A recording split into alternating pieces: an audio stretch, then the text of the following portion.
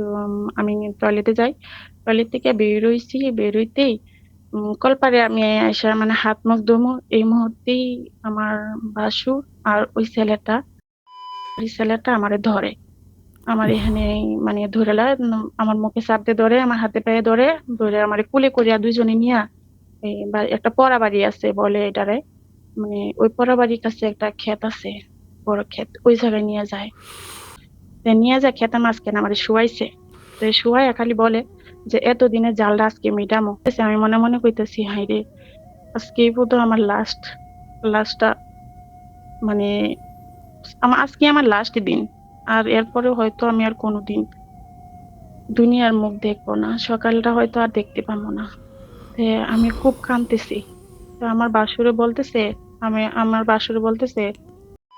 কানবি না, তুই আমারে অনেক জ্বালাইছস, আমার ভাইয়ের সাথে আমার অনেক ঝগড়া করাইছস। তো তোরে আজকে আমি দেখবো তোর ভিতরে কি আছে। এগুলা নানান নোংরা কথাবার্তা বলতেছে। বললে তখনকার আমার বাসুর আমার পরনের শাড়িটা টান দিয়ে খুলে, খুলে পরে আমার এই মুহূর্তে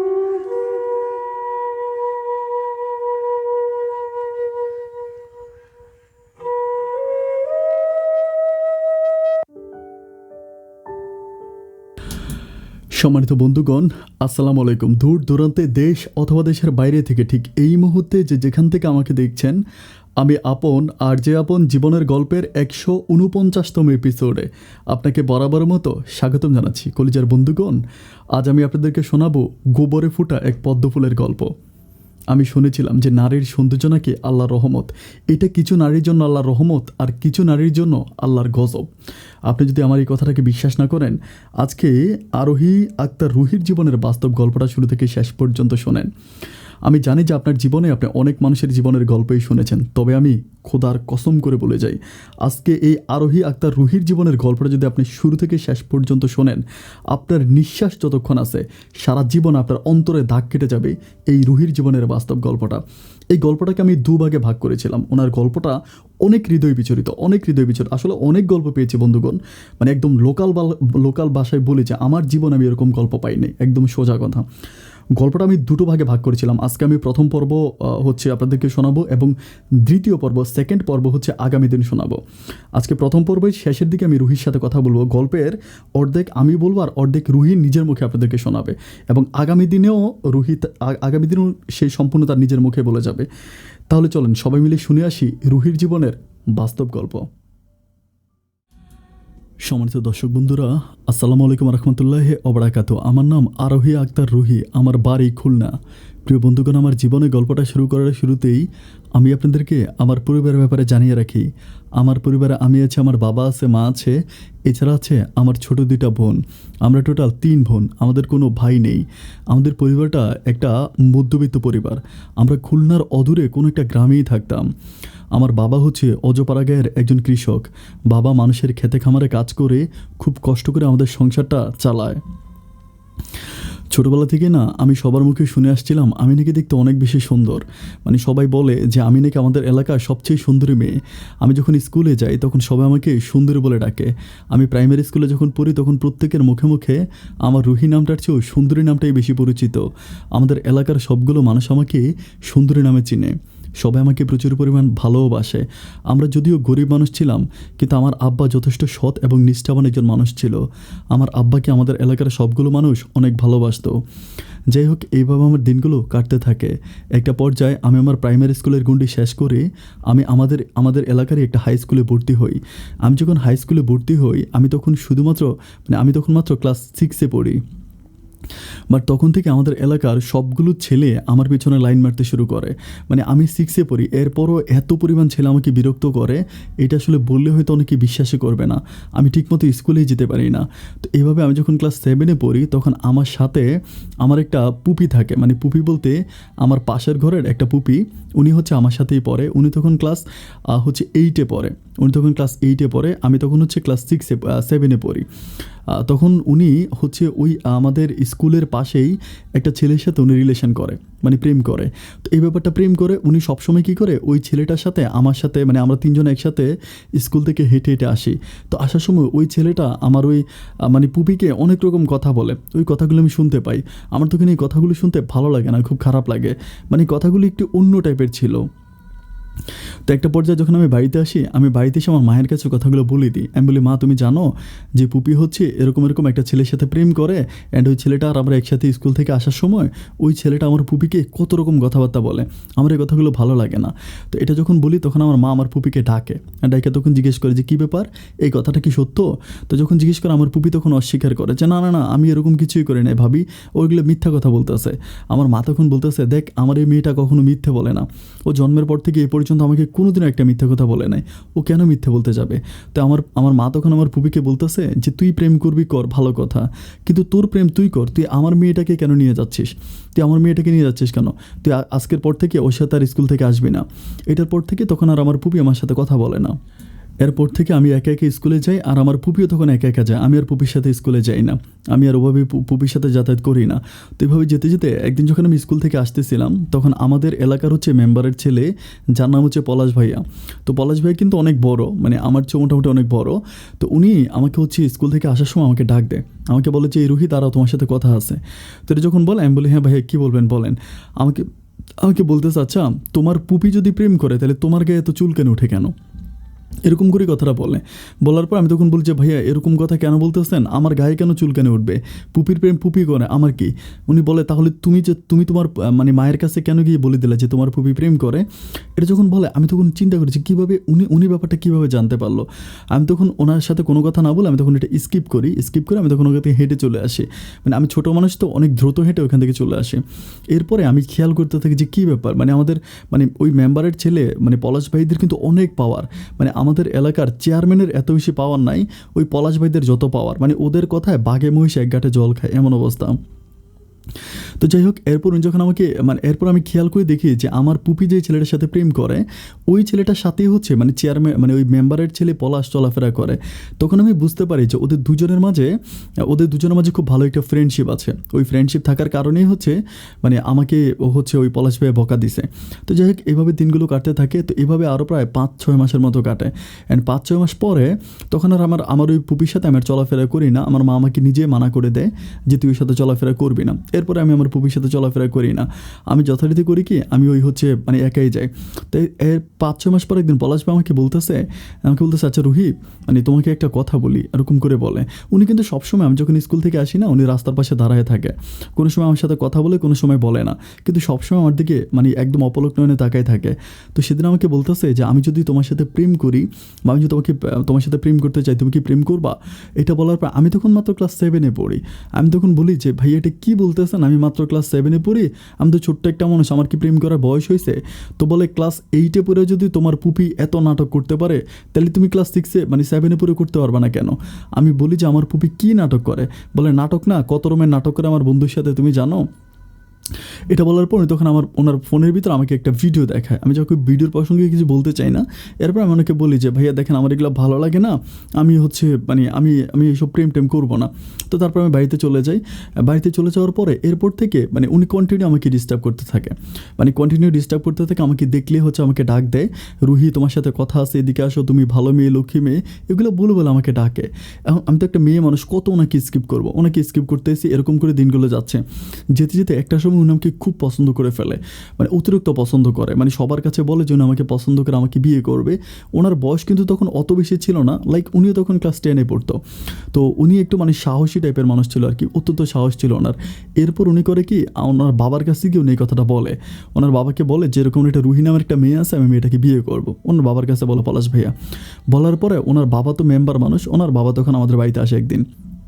আসার পরে আমার আব্বাকে মানে অনেকভাবে খারাপ কথাবার্তা বলে।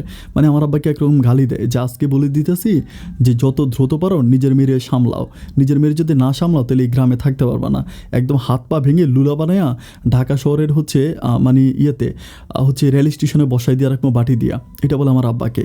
তখন আমার আব্বা এসে আমাকে খুবভাবে বুঝায় যে এটা কেমন কথা মা এরকম। তখন আমি বলি যাবো কী করব, আমি তো ওনার সাথে প্রেমও করি না ভালোবাসাও করি না, ওনার সাথে তো আমার কোনো সম্পর্কই নাই, কিন্তু উনি আমাকে দেখলে ওরকম করে কথা বলে, এখন কি করা যায়?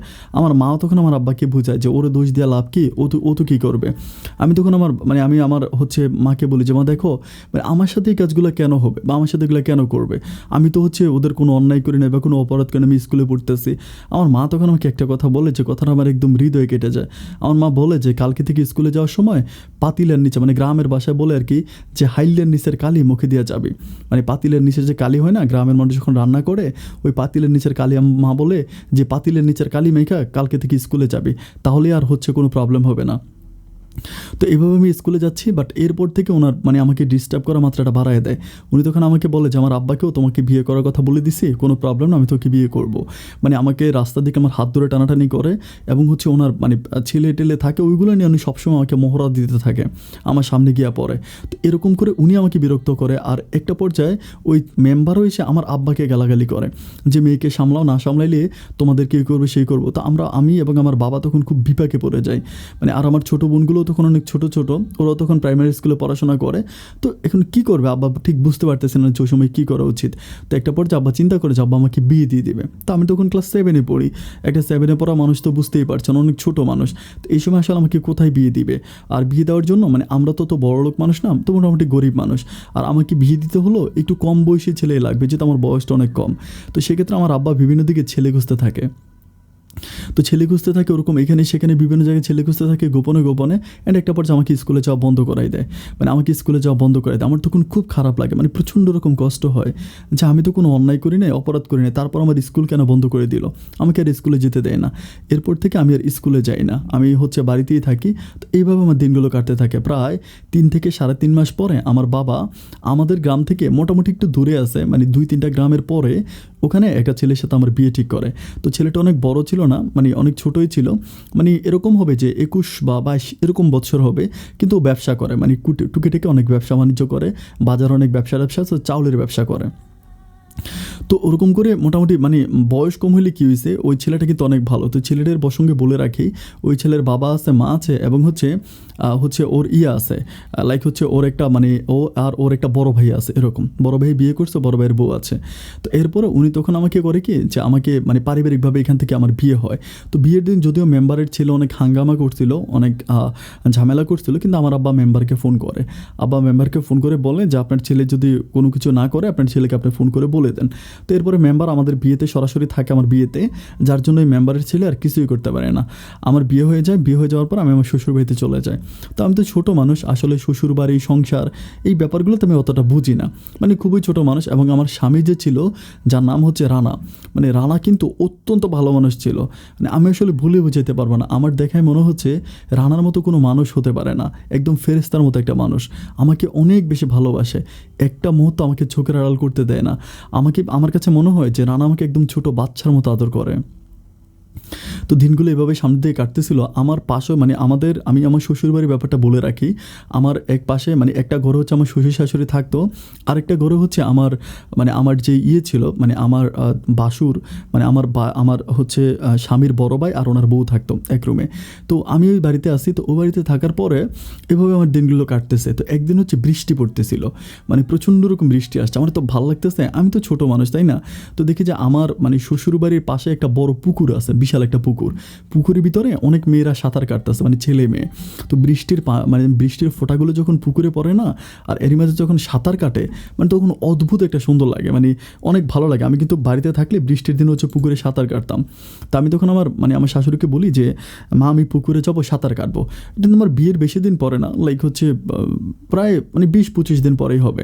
তো তখন আমার শাশুড়ি বলতেছে ধুর, এটা কোনো কথা হইলো, তুমি একটা বউ হইয়া তুমি কেমনে পুকুরে সাঁতার কাটবে, এটা ভালো দেখায় না। আমি তখন আমার শাশুড়ি মাকে বলি যে না আমি পুকুরে সাঁতার কাটবো, কাটলে প্রবলেম কি, আপনি আমাকে দেন না। উনি আমাকে দিবে না, উনি বলে যে না এটা হবে না, এটা ভালো দেখায় না। তো অনেকক্ষণ পরে তখন আমার কাছে কিন্তু মোবাইল ফোন থাকে, আমি তখন আমার স্বামীকে মানে রানাকে ফোন করি। রানাকে ফোন করে বলি যে শোনো না, তোমার মাকে বলো না যে আমাকে একটু অনুমতি দেওয়ার জন্য, আমি পুকুরে গোসল করবো, সাঁতার কাটবো, অনেক বৃষ্টি পড়তেছে। পরে রানা কী করে ওর মাকে বলে। উনি প্রথম দিকে রাজি হয় না, অনেক অনেক কথা বলার পরে একটা পর্যায়ে উনি বলে আচ্ছা ঠিক আছে তোর বউ, তুই যা খুশি তাই কর। এটা বলার পরে তখন রানা আমাকে অনুমতি দেয়। রানার কাছ থেকে অনুমতি পাওয়ার পরে এরপর থেকে আমি পুকুরে গোসল করতে যাই। আমি তখন সাঁতার কাটি, মানে প্রচুর সাঁতার কাটি, এত সাঁতার কাটি যে বলবো যেতে পারবো না।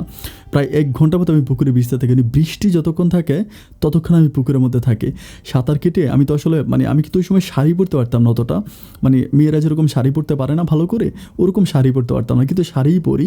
তো শাড়ি পরে সাঁতার কেটে যখন আমি পুকুর পাড় থেকে হেঁটে বাড়িতে আসছিলাম, বাড়িতে আসার পথে হঠাৎ করে আমার যেই মানে আমার বড় ভাই, মানে আমার হচ্ছে বড় ভাই আর কি, আমার স্বামীর বড় ভাই, যার নাম হচ্ছে রাব্বি, মানে রাব্বি ভাইয়া তখন আমার সামনে পড়ে।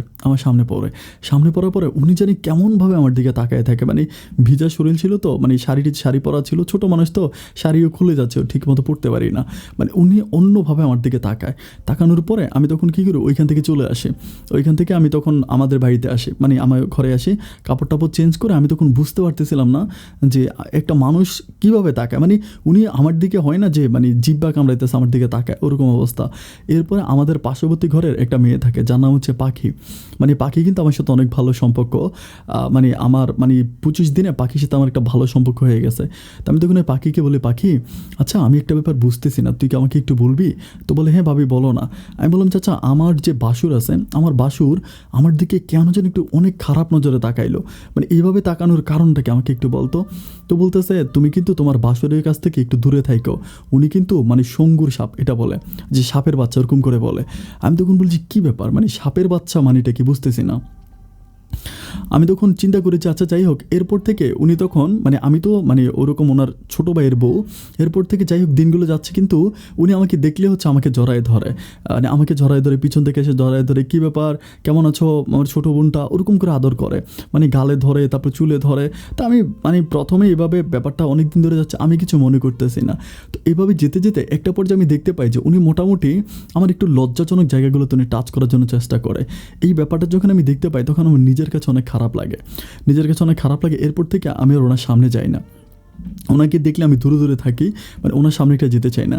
এভাবে প্রায় 3-4 দিন পরে একদিন রাতের বেলায় হঠাৎ করে মানে আমি ঘুমায় আসি, মানে আমার স্বামীও ঘুমায় আসে, রাতের বেলায় হঠাৎ করে মানে প্রচুর চিৎকারের শব্দ শোনা যাচ্ছে, মানে পুরো বাড়িতে অনেক চিৎকারের শব্দ, অনেক হামু করে। আমি তখন বুঝতে পারতেছি না যে কী ব্যাপার, মানে এত মানুষের চিৎকারের শব্দ কেন শোনা যাচ্ছে।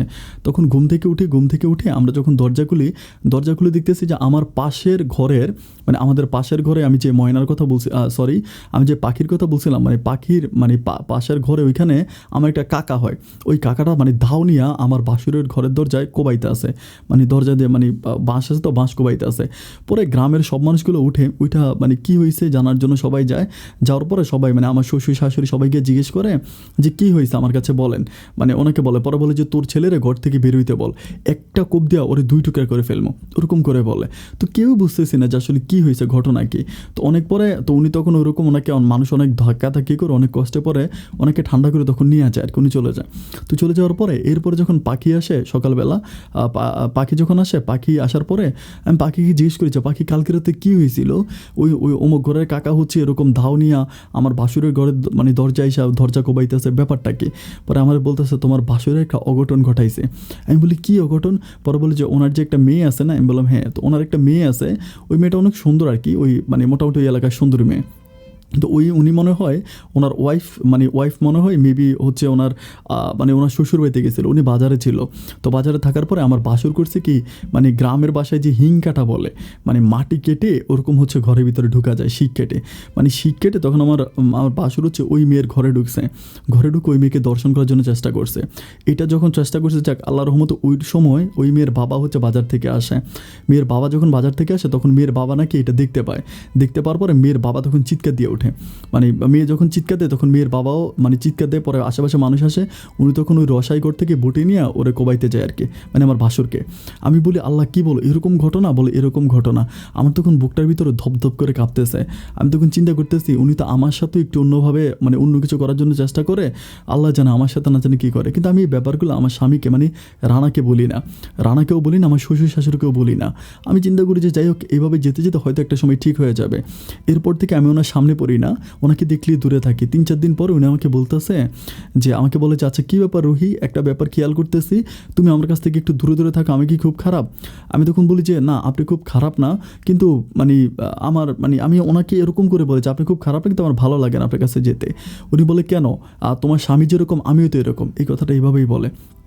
অ্যান্ড আমাকে এরপর বলে যে তোমার স্বামীর সাথে তুমি যা করতে পারো আমার সাথেও তা করতে পারো, ওরকম বলে। ওরকম বলার পরে আমি তখন খুব অবাক হয়ে যাই।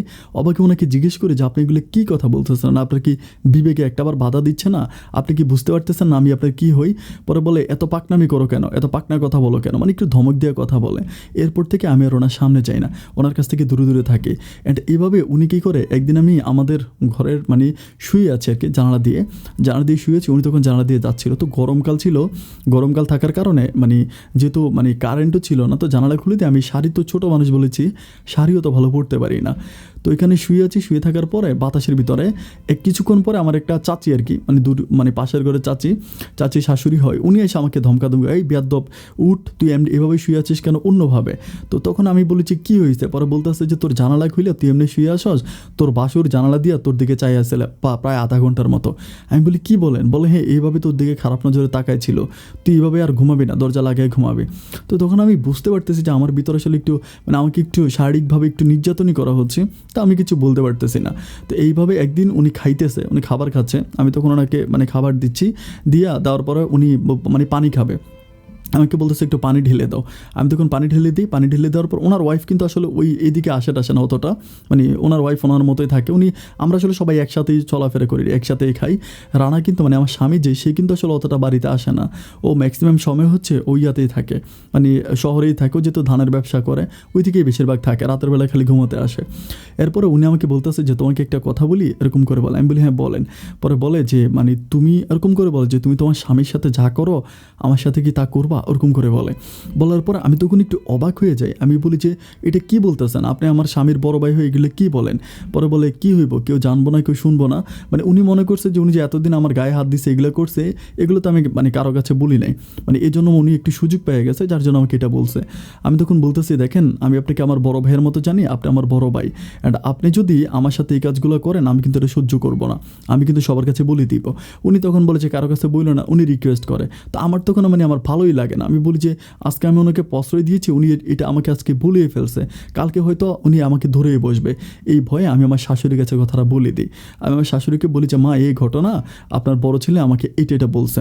এখন আমি যে কথাটা বলি এই কথাটা ওনার বউ শুনে যায়, মানে ওনার বউ শুনে যায়। শোনার পরে ওনার বউ তখন ওনার সাথে প্রচণ্ড রকম ঝগড়া করে, মানে অতিরিক্ত ঝগড়া করে বলে যে তোর মতো এরকম একবার ওই মেয়ের সাথে ধরা খাস, একবার এই মেয়ের সাথে ধরা খাস, এখন ছোটো ভাইয়ের বউয়ের দিকে নজর দিছস, তোর মতো মানে অমানুষের সাথে আমি সংসার করবো না। এটা বলে উনি তখন ওনার ব্যাগ টেক নিয়ে উনি তখন এই বাড়ি থেকে চলে যায়। উনি যখন চলে যায় তখন আমার ওই বাসর আমার উপরে আরও বেশি রেগে যায়। উনি বলে যে আমাকে এভাবেই বলে যে তোর জন্য আমার বউ চলে গেছে, তোরে আমি দেখা দিব, তোরে আমি এই করবো সেই করবো, মানে প্রচুর পরিমাণ আমাকে গালাগালি করে। আমি তখন তো আর কিছু বলি না, যাই হোক উনি যেহেতু আমার বাসুর উনি আমাকে কয়েকটা কথা বলতেই পারে, এই জন্য আমি ওনাকে অতটা প্রতিবাদ করি না। আমি বলে আচ্ছা যাই হোক আমি আর কিছু বলি না। এইভাবে আমার দিনগুলো সামনের দিকে অতিবাহিত হচ্ছিল। এভাবে যেতে যেতে একদিন আমার শাশুড়ি ঘরে ছিল না, আমার শাশুড়ি ঘরে না, আমার শাশুড়ি জানি কই গেছিল। আমি সেদিন হচ্ছে রান্না করতেছিলাম পাকঘরে, তো রান্না করে একটা পর্যায়ে উনি তখন কোত্থেকে জানে আসছে দুপুরবেলা কোত্থেকে এসে আমাকে বলতেছে যে রুহি আমার ভাত দাও, ওরকম করে বলে, যেহেতু ওনার বউ নাই ওরকম করে আমাকে বলে যে ভাত দাও। তা আমি বলি যে আচ্ছা ঠিক আছে আপনি যান, আমি হচ্ছে মানে ভাত আনতেছি, এটা বলে। পরে বলতেছে যে আমার খাটের উপরে কয়টা কাপড় চোপড় আছে এগুলো একটু ধুয়ে দাও, এটা বলে। তো আমি চিন্তা করি যে কাপড় চোপড় ধুয়ে দিব। আমি তখন বলি যে আচ্ছা ঠিক আছে ভাইয়া, আমি ভাইয়া করেই বলি যে ঠিক আছে ভাইয়া আমি ধুয়ে দিব, আপনি কিছু মনে করবেন, আপনি যান। মানে ওনার কাছ থেকে আমি জাস্ট স্কিপ করতেছি।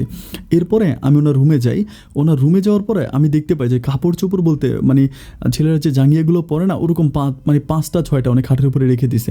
এগুলো কোত্থেকে ইন্ডিয়ান, এগুলো তো ওনারও না, আমি জানি।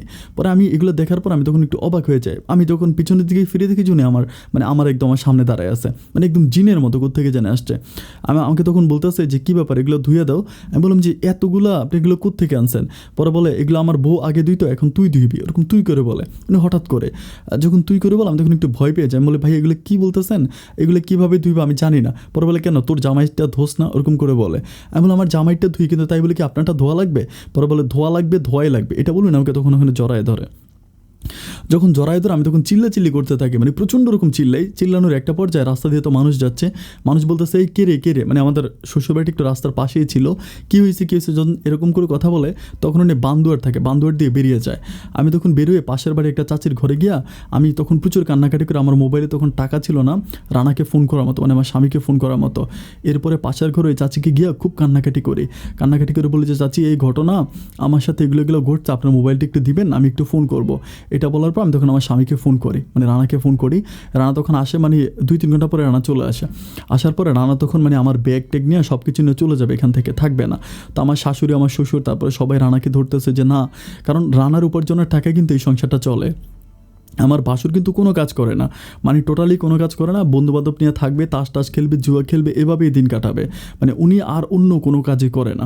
তো এরকম করে যেতে যেতে একটা পর্যায়ে তখন রানা খুব বিপাকে পড়ে যায় যে আমাকেও ঠিক কিছু বলতে পারে না, মানে আমার কেউ কিছু বলতে পারে না, মানে আমার ওই ভাসুরকেও কিছু বলতে পারে না। এরপরেও সেদিন রানা হচ্ছে ওর ভাইকে, মানে বড় ভাইকে কয়টা কথা বলে যে আমি আপনাকে মানে লাস্ট ওয়ার্নিং দিয়ে দিচ্ছি, এরপরেও যদি আপনি আমার বউকে বিরক্ত করেন বা আমার বউয়ের কাছে আসার চেষ্টা করেন তাহলে কিন্তু ভাই সম্পর্ক থাকবে না, এটা বলে খুব গালাগালি করে। যাই হোক, এইভাবে দিনগুলো কাটতে আমার এই সময় কিন্তু আমি আমাদের বাড়িতেও যাই, আমাদের বাড়ি থেকে আসি। আমি আমার বাড়ির কোনো লোকজনকে এই ব্যাপারগুলো জানাই না, কারণ আমি জানাইলে হয়তো আমার পরিবারের মানুষগুলো আমাকে আর এখানে আসতে দিবে না। আর এরই মাঝে কিন্তু আমি রানাকে প্রচণ্ড রকম ভালোবেসে ফেলেছি, মানে আমার জীবনে প্রেমিক বলেন বা পুরো স্বামী বলেন, এটা তো আমার রানাই ছিল। সো আমি ওকে অনেক বেশি ভালোবেসেছিলাম, ওকে ছাড়া অন্য কারো কথা আমি চিন্তাই করতে পারি না। যাই হোক, এইভাবে দিনগুলো সামনের দিকে অতিবাহিত হচ্ছিল। তো একদিন হচ্ছে মানে পাশের ঘরে, মানে পাশের রুমে হচ্ছে আমার একটা মানে হয় আর কি, উনি হচ্ছে আমার চাচা শ্বশুর হয়। ওইখানে ওনার একটা মানে মেয়ের বিয়ে, তো বিয়ের সময় সবাইকে দাওয়াত করছে, আমাদের মানে ঘরে যারা আছে সবাইকে দাওয়াত করছে। তো দাওয়াত করার পরে তখন আমিও ওই বিয়েতে গেছিলাম। বিয়েতে যাওয়ার পরে তো বিয়েতে যাওয়ার পরে মানে খাইতে বসে না, মানে গ্রামের যারা বুঝবেন তারা মানে উঠানের ভিতরে ফ্যান্ডেল করে, মানে ঘরের সামনে ফ্যান্ডেল করে ওইখানে হচ্ছে চেয়ার টেবিলে খেতে বসে। তো আমি তখন ওইখানে চেয়ার টেবিলে বসে খাচ্ছিলাম। খেতে একটা পর্যায়ে ওই এলাকারই একটা ছেলে আর কি, ও হচ্ছে খাদিমদার আর কি, ও মোটামুটি ওরাও কিন্তু অনেক বড় লোক, ওই ছেলেটা ওই এলাকাতে অনেক বড় লোকের ছেলে। উনি ওই খাদিমদারি করতে গিয়ে সে ইচ্ছা করে কী করছে, একটা মাংসের টুকরো আমার বুকের কাছে সে ছেড়ে দিছে, মানে ইচ্ছা করে এই কাজটা করছে। যখন ছেড়ে দেওয়ার পরে আমার তখন অনেক রাগ লাগছে। আমি তখন একটু যখন গরমভাবে টাকাইছি, তখন সে ছেলেটার সাথে কী করছে, মানে হাত দিয়ে আমার এটা পরিষ্কার করতে গিয়ে মানে আমার এখানে টাচ করছে খুব খারাপভাবে। করার পর আমার তখন হাতের ভিতরে হচ্ছে, তো আমি খাবার খাচ্ছিলাম, হাতে তো মানে খাবার লেগে আছে। আমি তখন আমার ওই মানে এই হাতটা নিয়ে ওরে খুব কষে একটা থাপ্পড় মারি, অনেক জোরে থাপ্পড় মারার পরে তখন তো এখানে পুরো বিয়ে বাড়িতে একটা হট্টগোল লেগে যায়। মানে সবাই মিলে তখন হচ্ছে মানে একদম মারামারির পর্যায়ে চলে যায়। আমার স্বামীও তখন ছিল, আমার স্বামী দৌড়ে আসে। আমি তখন বলি যে এই ঘটনা, পর আমার স্বামী ছেলের মারতে যায়, মানে অনেক রকমের একটা চিল্লাফিল্লা হয়ে যায় এখানে। তো যাই হোক, ওইখান থেকে আমার স্বামী কোনোভাবে আমাকে সেভ করে নিয়ে আসে। আইনা আমাকে বলতেছে যে তুমি এই লোকগুলোর সাথে আর অতটা কথা বলবা না, ওরা কিন্তু খুব বেশি ভালো না, মানে তুমি একটু সেভে থাকো, আমাকে এটা বলে। তো আমি আর এদের সাথে কথা বলি না। ঠিক তারই পরের দিন আমার ওই শয়তান ভাসুর আমাকে বলতেছে যে তুই তো জানোস না কার গায়ে হাত দিছস, এবার কিন্তু তোর খবর আছে, আমাকে এটা বলে। আমি তখন বলি যে মানে খবর আছে মানে কী খবর আছে? বলে কী খবর আছে, সময় হলে তুই সব কিছু টের পাবি। তো উনি আমাকে ওই বরাবরের মতো খালি ধমকি দিয়ে যায়, ওনার কথাই একটা কিছু থেকে কিছু হইলে উনি খালি আমাকে ধমকায়। আমি তখন কোনো কিছুই বলি না। আমি বলি আচ্ছা ফাইন, ঠিক আছে, আপনি কী করতে পারবেন বা কে কী করতে পারবে এটা আমার দেখা আছে, আমি আর কিছু বলি না। এভাবেই কিছুদিন যেতে আমার স্বামী রানা কিন্তু মানে যেহেতু ও হচ্ছে শহরে থাকে, শহরেও মানে যেদিন ধানের ব্যবসা করে ওই দিন মনে করেন ওর কাছে সবসময় টাকা থাকে, মানে 3 লাখ 4 লাখ ওরকম করে টাকা থাকে। ও কিন্তু সবসময় মানে বাড়িতে আসে না, ও ম্যাক্সিমাম সময় হচ্ছে ওইখানে থাকে, মানে বাজারে থাকে। কারণ ও চিন্তা করে যে বাড়িতে যদি আসে তাহলে হচ্ছে হয়, মানে ওর ওই টাকাটুকু হয়তো ডাকাতি হতে পারে, চুরি হতে পারে, এই ভয়ে ও তখন ওই বাজারেই থাকে।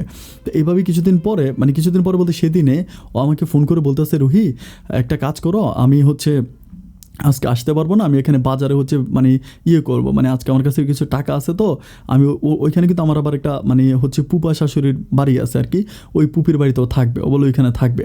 তো আমি বলো আচ্ছা ঠিক আছে তুমি থাকো। তো আমি তখন ঘুমাইতে আসতে পর আমার শাশুড়ি বলতেছে যে তুই একা একা ঘুমাবি, ওই পাশের ঘর থেকে পাখিকে ডেকে আন, মানে একটা পাখি, একটা আমার ওই যে মেয়েটার কথা বলছিলাম, তা আমি ওরে ডাইকাই না, ওরে নিয়ে আমি ঘুমাইছি রাতের বেলায়।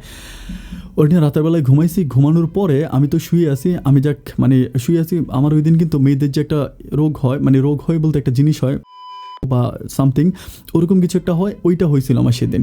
হওয়ার পরে আমি তখন হচ্ছে রাতের বেলায় শুয়ে আছি, শুয়ে থাকার পর আমার তো ওইটা পরিষ্কার করতে একটু পর পর, তো পরিষ্কার করার জন্য আমি যখন কলপারে গেছিলাম, কলপারে যাওয়ার পরে মানে কলপার থেকে আমি যখন মানে মুভ করতেছিলাম, হঠাৎ করে আমি দেখি যে আমার সামনে আমার ওই বাসুর আর সেই ছেলেটা, যে ছেলেটাকে আমি থাপ্পড় দিছিলাম হচ্ছে ইয়াতে থাপ্পড় দিয়েছিলাম, ওই ছেলেটা। এটাতে দেখার পরে আমি তখন একদম আসমান থেকে আমি বলি কী ব্যাপার, অনেক রাত কিন্তু তখন প্রায় 2টা-3টার মতো বাজে। তখন ওরা কোনো কথা না বলে আমার তখন হাত পা বেঁধে ফেলে, মানে হাত পা বেঁধে ফেলে, আমার মুখ বেঁধে ফেলে, বেঁধে আমাকে সোজা নিয়ে হচ্ছে ইয়াতে নিয়ে যায়, মানে ওদের ওইখানে পাশেই হচ্ছে একটা মানে জমি থাকে, মানে একটু দূরে একটা জমিন থাকে, ওই জমিনের কাছে নিয়ে যায়। জমিনের কাছে নিয়ে গিয়ে ওরা তখন আমার হাত পা বেঁধে ফেলে, বেঁধে আমাকে ওইখানে মানে ওরা কথা বলতেছে, আমি কিন্তু আর কোনো শব্দ করতে পারি না, ওইখানে আমাকে বেঁধে ফেলে। বেঁধে ফেলে একজন আরেকজনকে বলতেছে যে ওরে এখন বুঝামো যে ঠেলা কী জিনিস, ও এখন বুঝতে পারবে যে মানে খেলা কাকে বলে, ওরকম করে করে মানে কথা বলতেছে। তো সবাই মিলে তখন মানে আমি খুব বিপাকে পড়েছে যে কী ব্যাপার, আমি তো কোনো অন্যায় করি নাই, কোনো অপরাধ করি নাই, তাহলে কেন এই মানে আমার সাথে এরকমটা কেন করবে। আমি তখন মানে সবাই ওরা তখন মানে এত পরিমাণ রেগে যায়, মানে ওরা সবাই এত পরিমাণ রেগে যায় যে পরে আরেকটা পার্টিসান আমার গলা চেপা ধরে, ওরকম করতে করতে প্রায় আমার মানে আমার শরীরে খুলে ফেলে আমাকে মানে শুধু সামান্য কিছু কাপড় থাকে আর ওরকম আমাকে মানে দুজনে হাতে দুজনে পায়ে ধরে। ধরার পরে তখন একজন আরেকজনকে বলতেছে যে মানে আমার বাসুর হচ্ছে ওই ছেলেটাকে বলতেছে যে কিরে এখন কী করবি, ওরে কী করবি, ওরে ছাইড়ে দিলে তো সর্বনাশ হয়ে যাবে। তারপরে ওই মানে ছেলেটা বলতেছে না না ছাড়বো না, ওরে ছাড়বো কেন, ওরে ছাড়বো না, ওরে হচ্ছে উচিত শিক্ষা দিয়ে দিব। ওরকম একটা বস্তা নিয়ে আসে, মানে বস্তাটাই না আমাদের বলতেছে যে বস্তার ভিতরে মানে এখানে একটা কুয়ার মতো থাকে আর কি, মানে ওইখানে লাইক ওরা কেন জানি গর্ত করছে আগে, এটা আমি জানি না, নাকি ওরা করে রাখছে নাকি অন্য কেউ গর্ত করে আমি জানি না। পরে বলতেছে ওরে এই বস্তার ভিতরে ঢুকে মুখ বাইন্দা এখানে কুয়ার মধ্যে ফালাই দিব, তারপরে চুপু দিয়ে মাটি দিয়ে দিব, তো জীবিত দহ মানে জীবিত মাটি হয়ে যাবে, এটা বলে। তখন আমি চিন্তা করতেছি আল্লাহ, আমি তখন মানে আমার চোখের পানিগুলো টলমল করে পড়তেছে। আমি তখন বলতেছি এই বুঝি আমার জীবন শেষ, আমি বুঝি আর এই পৃথিবীর মুখ দেখতে পারবো না, আল্লাহ বুঝি আমার নিঃশ্বাসটা এখনই নিয়ে যাবে, এটা বলে আমি প্রচণ্ড রকম কান্না করতেছে, আমার চোখের পানিগুলো তখন ভেয়ে ভেয়ে পড়তেছে। আমি তখন আর শব্দ করি না, ওদের যা করার ওরা তা করতেছে আমার সাথে। আমি তখন চুপচাপ করে মানে শুয়ে আছি। এমন সময় আল্লাহর কি একটা হুকুম আর কি, একটা কুকুর এদিক দিয়ে যাচ্ছিল, যাওয়ার সময় মনে হয় কুকুর এই দৃশ্যটা মানে কুকুর এটা দেখার পরে কুকুর ঘেউ ঘেউ করে ওঠে, মানে কুকুর প্রচণ্ড ঘেউ ঘেউ করে। কুকুর যখন ঘেউ ঘেউ করে তখন ওরা কী করে, কুকুরকে ঢিল মারে। তো কুকুরকে যখন ঢিল মারে কুকুর তখন মানে প্রচুর পরিমাণ ঘেউ ঘেউ করে। অ্যান্ড একটা পর্যায়ে তখন আমাকে যেখানে নিয়ে গেছিলো ওই মানে জমির পাশে হচ্ছে আরেকজনের বাড়ি, ওই বাড়ির ভিতরে ওনাদের নতুন গরু মানে বাছুর হয়েছিল আর কি। তো নতুন যখন বাছুর হয় তখন দেখবেন যে গরু প্রচুর পরিমাণ ডাকাডাকি করে কোনো শব্দ পাইলে, মানে বাছুরের যখন বাছুর হয় আর কি।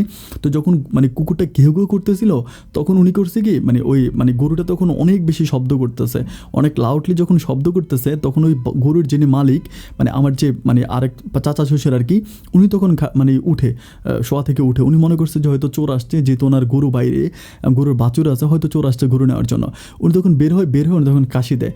যখন কাশি দেয় তখন ওরা করে কি, ওরা দুজনে আমার হাত ধরে, দুজনে আমার পা ধরে, ওরা তখন একদম শুয়ে থাকে, মানে আমার হাতের উপরে দুজনে চাপ দেয়, আমার পায়ের উপর দুজনে চাপ দেয়, একদম শুয়ে থাকে। উনি তখন লাইট মারে এদিক সেদিক লাইট মারে, উনি তো কাউকে দেখে না, তো দেখে না উনি তখন ওখানে প্রস্রাব করে। উনি তখন ওখানে প্রস্রাব করে, অ্যান্ড প্রস্রাব করার পরে তারপরে উনি আর কোনো শব্দ করে না, কোনো শব্দ না করে উনি মানে ওনার মনে একটা সন্দেহ লাগে, মানে ওনার মনেও সন্দেহ লাগে যে হয়তো চোরে আসছে, তাই না, তো গরু তো এইভাবে ডাকবে না বা কুকুর তো ডাকবে না, কুকুরের ডাকার মাঝে কিন্তু কোনো একটা রহস্য আছে, উনি এটা বলে। এরপরে উনি খুব মানে একদম খুবই সুন্দর করে ওনার ঘরের দরজায় উনি বসে থাকে, মানে লাইট অফ করে। তো তারা তখন মনে করছিল যে সম্ভবত উনি ঘরে ঢুকে গেছে। এরপর তারা আবার আমার সাথে মানে করা শুরু করছে। এরপর আমি তো খুব শব্দ করতেছি, মানে আমার তো মুখ বাঁধা, আমি তো মা করে অনেক শব্দ করতেছি। অ্যান্ড শব্দগুলো শোনার পরে তখন উনি বুঝতে পারে, উনি বুঝতে পারার পরে উনি তখন ওইখান থেকে হঠাৎ করে লাইট মারে, একদম মানে পুরো পরে লাইট মারে আমার উপরে। লাইট মারার পরে ওরা তখন কী করে, আমার হাত পা ছেড়ে দিয়ে ওরা তখন দৌড় দেয়। দৌড় দিলে উনি তখন ওইখানে গিয়ে আমার হাতের বাঁধন খোলে। খোলার পর আমি তখন ওনার হাতে পায়ে জড়ায় ধরে হাউ মাউ করে কান্নাকাটি করি। মানে আমার কাছে মনে হয় না যে জন্মের পর আমি কখনো এতটা কেঁদেছিলাম। ওনার কাছে হাউ মাউ করে কান্নাকাটি করতেছি, তখন উনি আমাকে ওইখান থেকে কোনো রকম আমাকে বাড়িতে আনে। বাড়িতে এনে ওনার ওয়াইফ যে ছিল আমার, মানে ওনার ওয়াইফকে ডাকে বলতেছে যে মেয়েটারে নিয়ে মানে চলো ওর ওর ওর হচ্ছে ওদের বাড়িতে যাই, এইভাবে মেয়েটারে পাইছে কি জানে নিয়ে আসছে। আমি তখন আমার গায়ে তখন শুধুমাত্র ছোটো কাপড় চোপড়, উনি তখন কী করে ওনার ঘর থেকে একটা বিছনা চাদর আনে, বিছনা চাদর এনে আমার গাটারে ঢাইকা দেয়। ঢাইকা দেওয়ার পর আমার তখন উনি ওইখান থেকে নিয়ে যায়।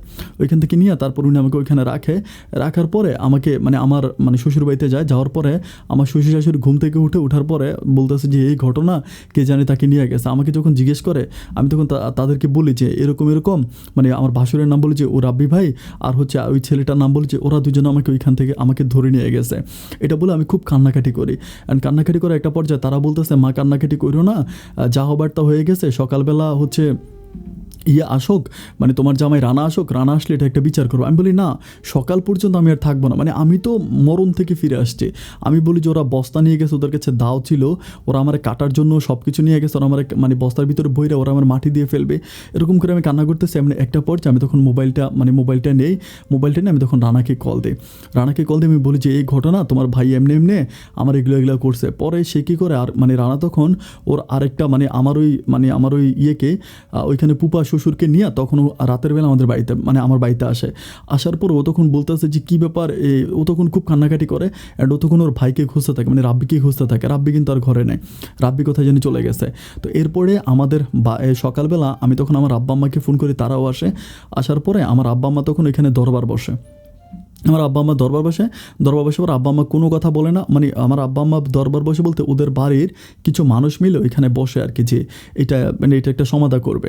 এরপর আমার আব্বা আম্মা বলে যে এটার কোনো সমাধার দরকার নেই, আমার মেয়েকে আমাদের কাছে দিয়ে দেন। এটা বলার পর আমার আব্বা আম্মা তখন আমাকে নিয়ে চলে যায়।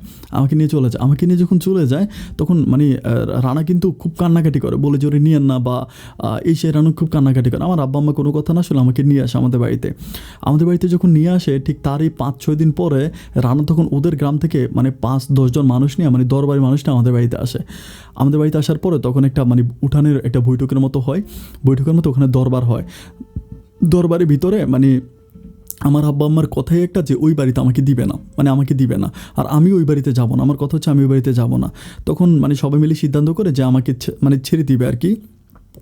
এখন কিভাবে ছাড়তে হয়, সেখানে টাকা পয়সার কিছু লেনদেনের ব্যাপার স্যাপার ওগুলো নিয়ে কথা বলতেছে।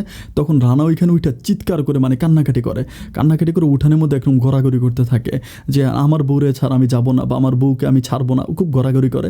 তো ওর পাগলামি দেখে সবাই তখন সরে যায়, মানে সবাই একটু ইমোশনাল হয়ে যায়। এটা আমার আব্বা তখন বুঝতে পারতেছে যে আমার আব্বাকে গ্রামবাসী সবাই মিলে জড়ায় ধরবে, যেহেতু রানা এরকম করতেছে। একটা পর আমার আব্বা তখন আমাকে নিয়ে ঘরে চলে আসে। ঘরে এসে আব্বা তখন আর ঘরের দরজাই খোলে না, তখন গ্রামের সবগুলো মানুষ ওখানে অনেকক্ষণ ধরে বসে থেকে সবাই তখন চলে যায়। আমার স্বামীও মানে রানাও চলে যায়, মানে গ্রামের সব মানুষ চলে যায়। এরপর থেকে আব্বা 1 ঘন্টা পরে প্রায় দরজা খোলার পর আব্বা বলতেছে যে এই পরিবারে আমি আর আমার মেয়েকে দিব না। এরপরে আমার বাবা মাকে অন্যত্রে বিয়ে দেওয়ার জন্য চেষ্টা করে, মানে ওদের কাছ থেকে আমার কাছে কিন্তু এখনও ডিভোর্স নেয় নাই, ডিভোর্সের জন্য খুব ট্রাই করতেছে। আমি ডিভোর্স করতেছি না, আমি বলতেছি যে দেখি না কি হয়, আরেকটু সামনের দিকে যাই। তো ডিভোর্স করাই দিবে আর অন্য ছেলে খুঁজতেছে। এরকম করতে করতে আমার বাবা আমার জন্য একটা ছেলে ঠিক করে ফেলে, মানে ওই ছেলেটা অনেক ভালো বিদেশি, ওইখানে আমাকে বিয়ে দিবে। তো আমাকে বলতেছে যে তুই মানে কালকের ভিতরে ডিভোর্স করে ফেলবি, এটা বলে। তো কালকের ভিতরে যখন ডিভোর্স করবি কথাটা বলে, এটা সম্ভবত কীভাবে জানে রানার কানে চলে যায়, রানা জানি কথাটা জানতে পারে। জানার পরে এরপরে রানা কী করে, মানে কালকে বলতে আজকেই রাতের বেলা আমাদের বাড়িতে চলে আসে। মানে বৃষ্টি পড়তেছিল, প্রচণ্ড রকম মুষলধারে বৃষ্টি। ও তখন মানে একদম ভিজতে আসে। তো ভিজতে আসার পরে আমাদের ঘরের দরজা আসার পরে আমার বাবা সেদিন মানে ঘরে ছিল না, বাবা জানি কই ছিল, মা ঘরে ছিল। তো মা যখন ঘরে ছিল, মা তখন ওর ঘরে নেয়, আমার মা ঘরে নেওয়ার পর মা তখন মানে তেল গরম করে আর কি, তেল গরম করে নিয়ে আসে। পরে বলতেছে যে আরে ওর তো মানে ছেলেটার পুরা মানে ওর তো কোনো দোষ নাই। আমার মা কিন্তু সবসময় রানার পক্ষে। মা বলতেছে রানা তো কোনো দোষ করে নাই, দোষ যদি করে থাকে কেউ তাহলে ওর ভাই করছে, রানা তো কোনো দোষ করে নাই, তাহলে ওর মানে ওকে কেন এরকম করা হবে। আমার মা তখন হচ্ছে আমাকে মানে গরম তেল দেয়। গরম তেল দেওয়ার পরে এরপর আমি কী করি, গরম তেলটা ওর পুরো শরীরে মালিশ করে দিই। মানে মানে ওর একদম মানে ওর পুরো শরীর একদম বরফের মতো ঠান্ডা হয়ে গেছিলো। মানে শীতকাল ছিল, তো একে তো শীতকাল ছিল, তার উপর বৃষ্টি আর কি। সো সব মিলে খুব খারাপ অবস্থা। পরে আমি গরম তেলটা মালিশ করি, তারপর রাতের বেলায় ওর আমি একসাথে থাকি। থাকার পরে এরপরে ওই সকালবেলা মানে আমার আব্বা কোত্থেকে জানে আমার আব্বা গেছিলো হচ্ছে আমার খালাম্মার বাড়িতে। আমার খালুর অবস্থা খারাপ ছিল, ওইখানে গেছিলো। তো যখন আমার আব্বা সকালবেলা আসার পরে আমার আব্বা তো মানে রানাকে দেখে একদম চোখ গরম করে ফেলে। ও ও ও ও আমার বাড়িতে কেন আসছে? আমার আব্বা তখন মানে রানা তখন আমার আব্বাকে গিয়ে আমার আব্বার পা চেপে ধরে। আমার আব্বার পা চেপে ধরে খুব কান্নাকাটি করেছে, আব্বা আমি ভুল করে ফেলছি, আমি অন্যায় করে ফেলছি, আপনিই তো আমার বাবা, আপনি আমাকে মারেন কাটেন যাই করেন, আপনি আমার বউরে মানে উন্নতির বিয়ে দিয়ে না, আমি আমার বউ ছাড়া বাঁচবো না। এটা বলে আমার আব্বার হাতে পায়ে ধরে রানা প্রচণ্ড রকম কান্নাকাটি করে, খুবই কান্নাকাটি করে। অ্যান্ড কান্নাকাটি করতে করতে আমার আব্বার তখন মানে কেন জানি আব্বার মনটা সেদিন একটু ভালো থাকে, আই ডোন্ট নো, আব্বার মনটা একটু নরম থাকে। আব্বা সেদিন বলতেছে যে আচ্ছা ফাইন ঠিক আছে, কিন্তু আমি আমার মেয়েকে এক শর্তে দিতে পারি, তুমি আমার মেয়েকে গ্রামে নিতে পারবা না, আমার মেয়ে শহরেই থাকবে, আমার মেয়েকে তুমি শহরেই রাখবা, এটা বলে। তো এটা বলার পরে তখন আমার রানা তখন রাজি হয়, বলে আচ্ছা ঠিক আছে, আমি ওই আপনার মেয়েকে আমি শহরেই রাখবো, আমি গ্রামে নিব না। এটা বলার পরে তখন হচ্ছে আমাকে আমার আব্বা ওই রানার সাথে দিয়া দেয়। এরপর রানা কী করে আমার জন্য আমাদের খুলনা শহরেই একটা বাসা ভাড়া করে। ওই বাসা ভাড়া করে তখন আমি ওইখানে থাকতেছি ওইখানে আলহামদুলিল্লাহ ও খুব ভালো আমার টেক কেয়ার করতেছে, আমি ওর যত্ন করতেছি, এভাবে দিনগুলো কাটতেছে। তো দিনগুলো এভাবে কাটতে কাটতে প্রায় এক সপ্তাহের মতো হবে, মানে এক সপ্তাহ এরকমই হবে। এক সপ্তাহ কি 15 দিন পরে ওর মা খুব অসুস্থ হয়ে যায়, মানে রানার মা ভীষণ অসুস্থ হয়ে যায়। যখন অনেক অসুস্থ হয়ে যায় তখন রানা মানে প্রচণ্ড রকম কান্নাকাটি করে। ওর মা অসুস্থ হয়ে যায়, আমাকে বলে যে রাতের বেলায় ও তো আমাকে এই বাসায় রেখে একা যাইতে পারে না, আমি আবার একা থাকতে পারি না, একা তো এখানে তার কেউ থাকে না, আমি একা কীভাবে থাকবো বাসায়। ও তখন রাতের বেলায় খুব কান্নাকাটি করে, মানে সন্ধ্যা রাতে ছিল প্রায় 11টার দিকে, যে আম্মু অসুস্থ, আমি যাইতে পারতেছি না। আমি ওরে বলি যে তোমার মা অসুস্থ, তুমি যাও, সমস্যা কি, আমি থাকবো বাসায়। কিন্তু ও বলতেছে যে না, আমি একা যাবো না, গেলে তোমার নিয়ে যাবো। তা আমি বললাম যে আমার আব্বা আম্মা তো বলে দিচ্ছে ওই বাড়িতে আমাকে না যাওয়ার জন্য, আমি ওই বাড়িতে কেন যাবো, আমি যাবো না। পরে আমাকে বলে যে না তুমি চলো, কোনো সমস্যা নাই, আমি এটা একটা মানে ম্যানেজ করবো, তো তুমি তোমার আব্বা আমার কাছে বইলো না। এরপরে এগুলো বললো আমাকে নিয়ে যাওয়ার পর আমি তখন ওইখানে যাওয়ার পর আমি তখন আমার বাসুরকে দেখতে পাই। আমি তখন কোনো কথা বলি না, কারণ আমি তো বরাবরের মতো জানি যে উনি একটা হিংস্র মানুষ, খারাপ মানুষ, ওনার সাথে আমি কোনো কথা বলি না। আমি তখন ওইখানে গেছি, তাও আমি খুব ভালোভাবেই আছি। তো রাতের বেলা আমার শাশুড়ির অবস্থা খুব খারাপ হয়, মানে ডাক্তার আনে, উনি একদম মরে যাওয়ার মতো অবস্থা। পরে ডাক্তার আনে, ওনার মোটামুটি শারীরিক অবস্থা একটু ভালো হয় সকালবেলা। তো সকালবেলা তো ওভাবে চলতেছে। তো উনি আমার শাশুড়ি বলতেছে, মা গো দিনের বেলায় তো কোনো সমস্যা নাই, তুমি অন্তত বিকালটা পর্যন্ত থাকো, ওরকম করে বলে আমার শাশুড়ি বলে। তো বলার পর আমি কিন্তু আমার আব্বা আম্মাকে এই ব্যাপারগুলো বলি না। আব্বা আম্মা কিন্তু আমাকে বলেই দিছিল যে ওই বাড়িতে যাইলেই কিন্তু তুমি আমাকে মানে বলে যাবা, মানে আমাদেরকে তোরা বলবে, আমাকে বলবে, এটা আমার আব্বা বলছিল। তো তখন আমি যখন এই সাথে মানে আমার শাশুড়ি যখন রিকোয়েস্ট করে, তখন আমি চিন্তা করি যে আচ্ছা ঠিক আছে, না হয় আমি বিকাল পর্যন্ত থাকবো। এরপরে বিকাল পর্যন্ত আমি ওই বাড়িতে আসি। তো বিকালের পরে আমার শাশুড়ির অবস্থা সেম আগের মতো হয়ে যায়, মানে একেবারে আগের মতো হয়ে যায়। মানে এমন অবস্থায় যে আমার শাশুড়ি আবারও মানে মরে যাওয়ার মতো অবস্থা। দেখতে দেখতে মাগরিবের পর হয়ে যায়, মাগরিবের পর প্রায় সময় 8টা থেকে রাত 8:30টার মতো বেজে যায়। তো এরপরে আমার শাশুড়ির অবস্থা খুব খারাপ, মানে বাড়ির সব মানুষ বুঝাইতেছে যে তুই যাইস না, আমার স্বামীকে বলতেছে তুই যাইস না, তোর মা হয়তো রাতের বেলায় মারা যেতে পারে। এবং ডাক্তার আসছে, ডাক্তারও সেম কথাই বলে যে ও হয়তো মারা যাবে, ওনার কন্ডিশন ভালো না, ওনার মানে শরীরের অবস্থা খুবই খারাপ, হয়তো মারা যেতে পারে। তো আমার স্বামী তখন আর বলতেছে আচ্ছা ঠিক আছে, আমি যে যাবো না, আমি এখানেই থাকি। এটা বলে সে কী করে এইখানেই থাকে। থাকার পরে তো এভাবে প্রায় তো উনি যেহেতু অসুস্থ অবস্থায়, তো মানে মোটামুটি সবাই সজাগ, বাড়ির মধ্যে সবাই সজাগ। তো এভাবে করতে করতে প্রায় রাতের ওই সময় 1টার মতো বাজে, রাত 1টার মতো বাজে। তখন আমার শাশুড়ি বলতেছে যে খাবে, মানে একটু গরম পানি দেওয়ার জন্য আর কি, গরম পানির কথা বলে, শীতকাল ছিল, গরম পানি। তো পরে মানে আমি চুলার পাড়ে গেছিলাম, ওদের মানে পাকঘরটা কিন্তু ঘর থেকে একটু দূরে ছিল। তো পাকঘরে গিয়ে আমি ওই সময় পানি গরম করতেছি, মানে পানি গরম করব, এই সময় আমার বাসুর আমাকে পিছন থেকে এসে ধরার পরে আমাকে এই পাকঘরের ভিতরে শোয়া, উনি মানে কি বলবো আমি ঠিক মুখে বুঝাইতে পারবো না। এরপরে আমি তখন চিল্লাইতেছি, মানে আমার চিৎকারের শব্দ কেউ শুনতে পারতেছে না, মানে আমার মুখ টোক চাইপা ধরনের সাথে করে। তো একটা পর্যায়ে আমার স্বামী বলতেছে কী ব্যাপার, ও গরম পানি করতে গেলে গরম পানি কেন আনতেছে না, এটা বলে ও যখন আসে ও তখন এটা দেখতে পাওয়ার পর ও তখন ওর ভাইয়ের কলার চাইপা ধরার পর ওর ভাই ওরে ধাক্কা দিয়ে এখান থেকে বেরিয়ে যায়, মানে ওর বড় ভাই বেরিয়ে যাওয়ার পরে ও তখন আমাকে বলে যে আমি এখানে কেন যে তোমারে আনলাম, কেন যে আমি রাখলাম। আমি তখন প্রচণ্ড রকম কান্নাকাটি করি। এরপরে ও বলে, মানে রানা বলতেছে এতদিন যা কিছু করছে আমার চোখের সামনে পড়ে নাই, কিন্তু আজকে আমার চোখের সামনে পড়ছে, আজকে এটার একটা ব্যবস্থা হবেই হবে। এরপরে আমার মানে ও চিন্তা করতেছে যে এখানে যত জায়গা সম্পত্তি পাবে ওরগুলাও নিয়ে এখান থেকে ও একেবারে চলে যাবে, ওর মাকে নিয়ে ও একবারে চলে যাবে, এই গ্রামে আর আসবে না। ও আমাকে বলছে আজকে রাতটা তুমি থাকো, সারা রাত ও আমার পাহারা দেয়, ও কিন্তু ঘুমায় না, আমি ঘুমাই ও আমার পাহারা দেয়, ও ঘরের দরজায় বসে থাকে, ওর ভাই আবার কখন আসে। এরপরে সকাল হওয়ার পরে ও তখন গিয়ে গ্রামের সব মানুষকে ডাকে, ওদের গ্রামের মোটামুটি গণ্যমান্য ব্যক্তি আছে সবাইকে ডাকে, ডাইকে বলতেছে যে এইভাবে যে আমার ভাই এমনি আমার ওয়াইফের রাতের বেলায় ধরছে, ধরার পরে মানে আমার ওয়াইফের এগুলো করছে, এখন আমি এটার একটা বিচার চাই, মানে সুষ্ঠু বিচার চাই। আর সুষ্ঠু বিচার আপনারা কী করবেন এটা আমি জানি না, আপনারা বিচার করেন বা না করেন, আপনারা আমার টাকা দিয়ে দেন বা আমার জায়গা সম্পত্তিগুলো বুঝিয়ে দেন, আমি আমার জায়গা সম্পত্তি বিক্রি করে এখান থেকে চলে যাব, আমি শহরের দিকে থাকবো, আমি আর এখানে আসবো না। তো গ্রামের সব মানুষ বলতেছে আচ্ছা ঠিক আছে, এটা তো তোর আব্বা আম্মার ব্যাপার, তোর আব্বা আম্মার সাথে কথা বল।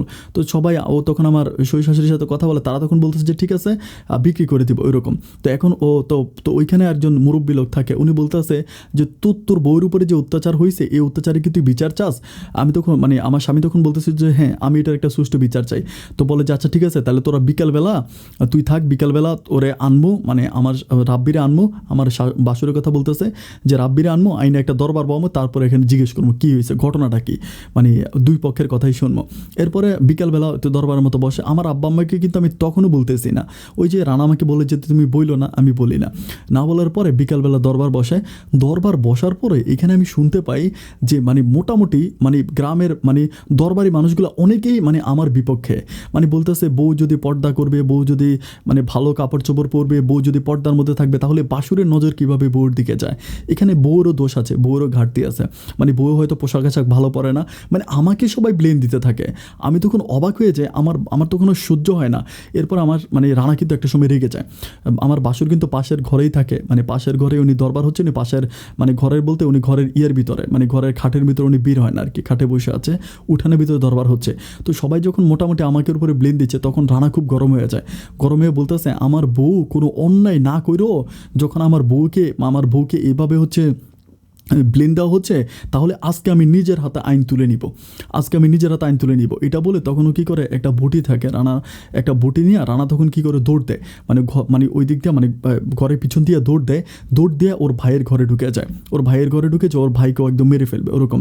তো যখন ভাইয়ের ঘরের ভিতরে ঢুকার পরে ও তখন মানে ভাইয়ের ঘরে ঢুকার পরে তখন মানে কী হয় আমি জানি না, মানে সবাই মিলে যখন ওর ভাইয়ের মানে ধরতে যায়, তখন ও কী করে দরজা লাগায় দেয়, মানে ও লাগায় নাকি ওর ভাই দরজা লাগায় তা তো জানি না, ভিতরে অনেক হট্টগোল, মানে চিল্লাচিল্লি শব্দ, মানে প্রচুর পরিমাণ মানে মারামারি হইলে যেরকম না ওরকম মানে শব্দ। অনেকক্ষণ পরে তখন ওরা কী করে, মানে অনেকক্ষণ পর আর কোনো শব্দ হয় না, শব্দ না হওয়ার পরে তখন সবাই বলতেছে যে কী ব্যাপার, শব্দ কেন হচ্ছে না। পরে পিছন থেকে একটা মেয়ে দৌড়ে এসে বলতেছে যে মানে ওর ঘরে তো দুইটা দরজা থাকে, ওরা তো মানে সামনের দরজা দিয়ে ধাক্কাচ্ছে, কিন্তু পিছনের দরজা দিয়ে নাকি আমার বাসুর বেরিয়ে গেছে। সবাই বলতেছে যে পিছনের দরজা দিয়ে হচ্ছে মানে রাব্বি ভাই বেরিয়ে গেছে, মানে একটা মেয়ে সেটা বলছে। বলার পর ওরা তখন পিছনের দরজা দিয়ে ঢুকে দেখতে পারে যে আমার স্বামী রানা খাটের মানে নিচে পড়ে আছে, ওর মানে এমনভাবে কূপ দিছে, ওর শরীরের পুরা মানে রক্ত একদম পুরো হোলি খেলতেছে। এরপর সবাই ধরার পরে ওর কোনো চেঞ্জ নাই, ও পুরো অজ্ঞান অবস্থা। আমিও থাকি তখন, আমার তার সাথেও কিছু খুলনা একটা হসপিটালে নেওয়ার পরে ওর অবস্থা খুব খারাপ।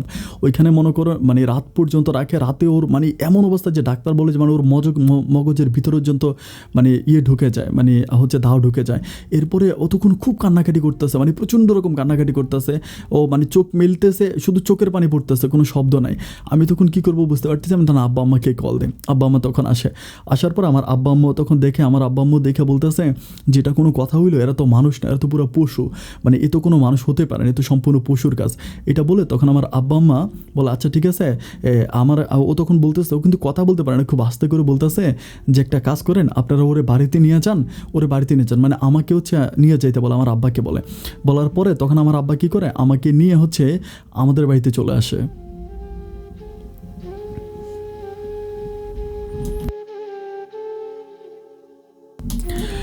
যখন আমাদের বাড়িতে নিয়ে আসে, আমাদের বাড়িতে আনার পরে রানার অবস্থা রাতের বেলায় খুব খারাপ হয়ে যায়, মানে প্রচণ্ড রকম খারাপ হয়। ডাক্তার বলতেছে যে ঢাকাতে নিতে হবে, ও হয়তো আর মানে বাঁচবে না, ওরকম করে বলে যে ঢাকাতে নিতে হবে। তো ওকে ঢাকার উদ্দেশ্যে তখন খুলনা থেকে ওকে ঢাকা নিয়ে যায়।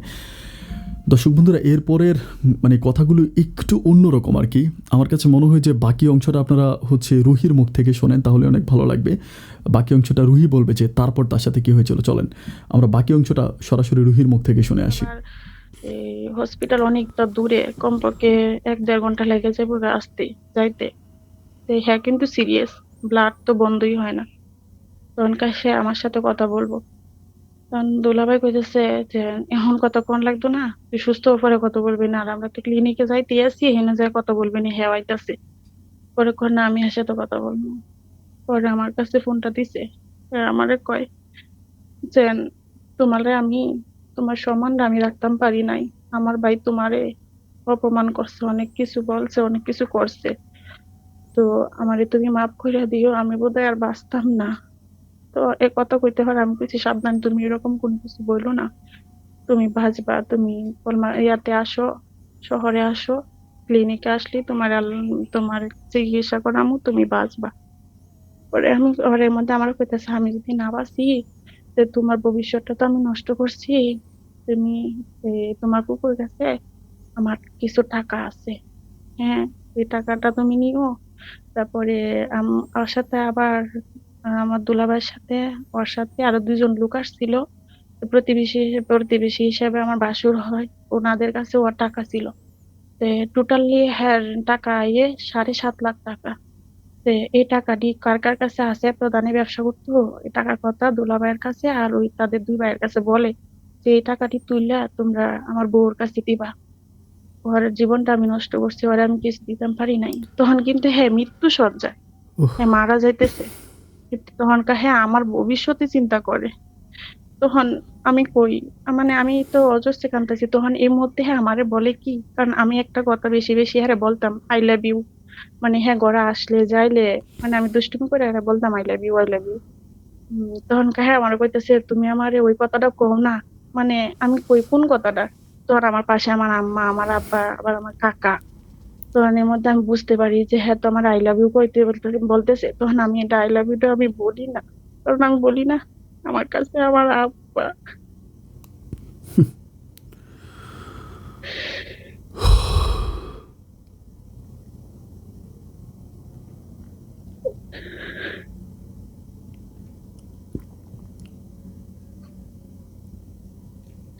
তখন তারপর বলেন। তারপর আমি বলি না, আমি যে আমি বলি যে হসপিটালে গেলে পরে বলবো, তুমি যাও। তখনকার ফোনটা দুলাভাই নিয়ে যায়, নিয়ে যাইলে কইতেছে এই রাইকে দি ফোনটা, আমরা আয়া পড়ছি কাছাকাছি, পরে কথা বলবো নি। আমি কই আচ্ছা, পরে আমি ফোনটা রাইকে দিই। এর 5 মিনিট, 5 মিনিট পরে দুলাভাই ফোন দিয়ে আমার বলতেছে যে রে ও তো আর নাই। শিট। ও বলে যে ও তো চলে গেছে, গেছে আর নাই। আমি কই আমি তোরে আই লাভ ইউ বলি নাই।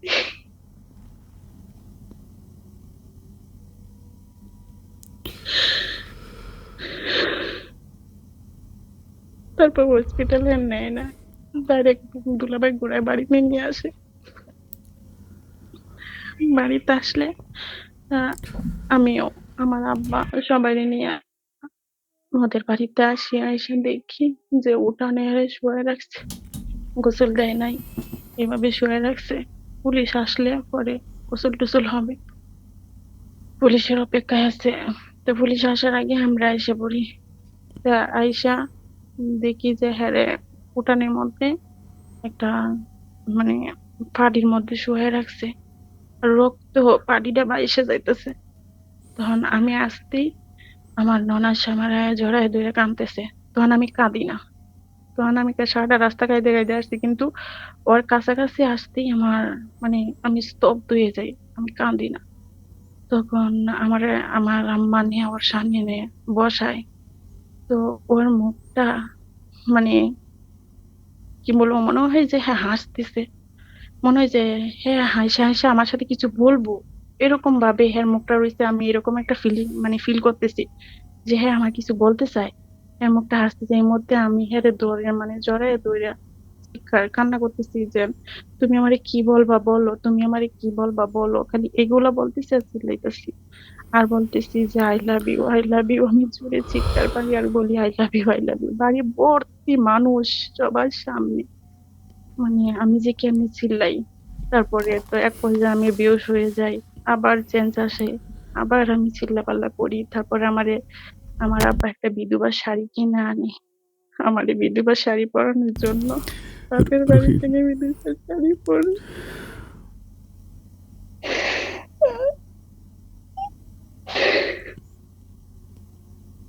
দেখেন, আপনার এই কান্নার শব্দ কিন্তু আল্লাহর আরশ কাঁপতেছে।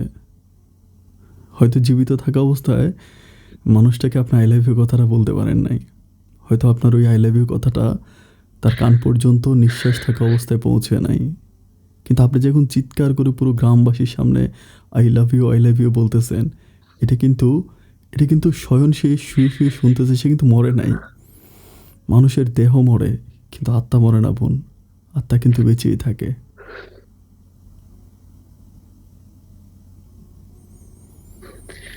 তারপরে আমার আমার বিধবা শাড়ি পরে আমি পরতে চাই না শাড়ি। আমার গায়ের স্বর্ণের গহনা গুলা সবটি খুলে লায়, আমার হাতে স্বর্ণের চুড়ি, কানের দুল, হাতের কানের সবকিছু খুলে লায়। এক বিধবা মহিলা সবকিছু খুলে খুলে পরে আমারে এক পর্যায়ে তো এখন তো আমার স্বামী নাই, তো এই অবস্থায় আর হের কবর নাই, হের কোনো উদ্দেশ্য নেই, কই জানি গেছে, হে পলাইছে। তারপরে আমরা এখানে 4 দিন থাকি। 4 দিনের দিনে আমারে 7.5 লাখ টাকা আইনের দুলাভাই আমার হাতে দেয়, কয় তোর স্বামী মরার সময় বলছে এই টাকাটি তোরে দিতে। পরে টাকাগুলো নিয়ে আমি আরো হাউ মাউ করে খাবি আর টাকা দিয়ে চুমু দিই আর বলি I love you, I love you, I love you.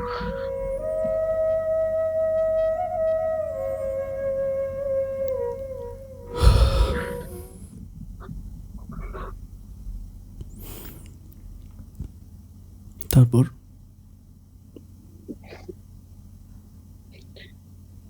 তারপরে আমি আমার বাড়িতে না, তারপরে এখান থেকে আমি 1.5 লাখ টাকা আমি দুলাভাইয়ের হাতে দিই।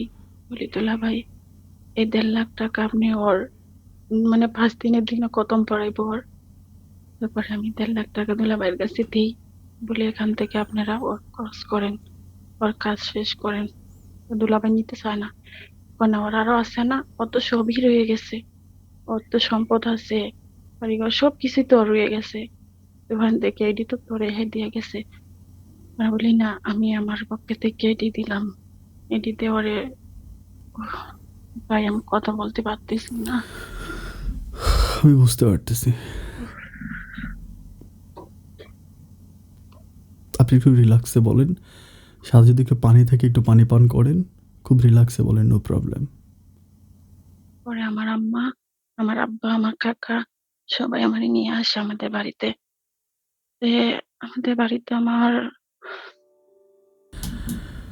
সম্মানিত বন্ধুগণ, শুরুতেই অনেক বেশি ধন্যবাদ এতক্ষণ পর্যন্ত পুরোটা গল্প আমার সাথে কন্টিনিউ করার জন্য। রুহি তার বাড়িতে ফিরে আসছে। রুহির জীবনে একটা ঘটনা ঘটে গেছে, কিন্তু রুহির জীবনের এই গল্প কিছুই না, গল্প এখনও শুরুই হয় নাই। গল্প শুরু হবে আগামী দিন থেকে। আগামী দিন বাংলাদেশ সময় 9টা 45 থেকে রুহির জীবনের কঠিন গল্প শুরু হতে যাচ্ছে। কেননা এটা ছিল শুধুমাত্র একটা ডেমো। রুহির জীবনে যেটা হচ্ছে, সে তার বাড়িতে চলে আসছে, এবং এখনকার পর থেকে রুহির জীবনে যেটা ঘটবে এটা আমি আর আমার নিজের মুখে বলতে পারবো না। আমি আসলে আমার এই জীবনের গল্প অনুষ্ঠানে আমি নিজে আসলে গল্প বলে যাই, আমি আপনাদেরকে নিজেই গল্প বলে শোনাই, কিন্তু না, আজকে রুহির জীবনের গল্পটা মানে এই অংশটা মানে সেকেন্ড পার্ট আমি বলবো না, রুহি নিজেই আপনাদেরকে বলবে। আর আমি যে কেন বলবো না, এটা আপনারা গল্প শুনলে বুঝতে পারবেন যে এটা বলার মতো ভাষা আমার নেই। আমি আপনাদের কাছে হাত জোর করে মিনতি করব, আগামী দিন বাংলাদেশ সময় 9টা 45 দ্যাট মিন্স 10:45 কেউ রুহির জীবনের বাকি অংশটা মিস করবেন না, কারণ রুহির জীবনের মূল ঘটনা কিন্তু সেকেন্ড পার্টেই শুরু হবে। ধন্যবাদ সবাইকে এতক্ষণ পর্যন্ত আমার সাথে থাকার জন্য। আজকের মতো আমি আপন এখানে বিদায় নিচ্ছি। দেখা হবে আগামী দিন বাংলাদেশ সময় রাত 9টা 45। আল্লাহ হাফেজ।